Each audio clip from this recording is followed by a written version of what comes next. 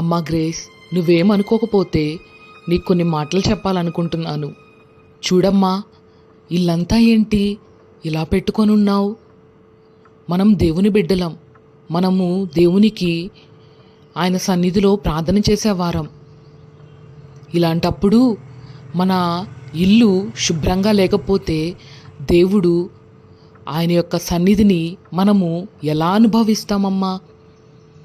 మనం ప్రార్థించినప్పుడు దేవుడు మన గదిలో మన ప్రార్థనను ఆలకించడానికి మనల్ని దర్శించినప్పుడు శుభ్రంగా లేకపోతే ఎలా ఆయనను మనము దర్శించుకోగలం? చెప్పమ్మా. అయ్యో, అలా ఏం లేదక్క, ఎప్పుడూ నీట్గానే ఉంటుంది.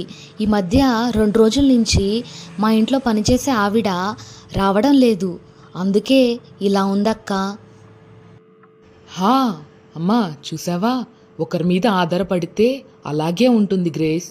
కాబట్టి దేవుడు మనకిచ్చిన గృహాన్ని నీట్గా పెట్టుకోవడం మన బాధ్యత.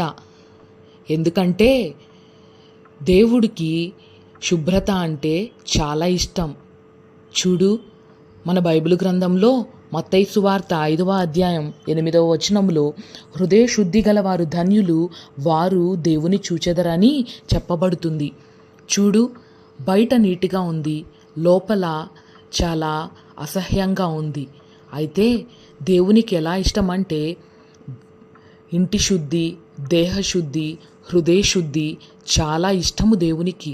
కాబట్టి ఇంటి బయట, ఇంటి లోపల శుభ్రంగా ఉంటే మన యొక్క పరిసర ప్రాంతాలను బట్టి దేవుని బిడ్డలు కనబడుతున్న మన కుటుంబానికి ఇతరులు వచ్చినా కూడా వారు సంతోషాన్ని అనుభవిస్తారు.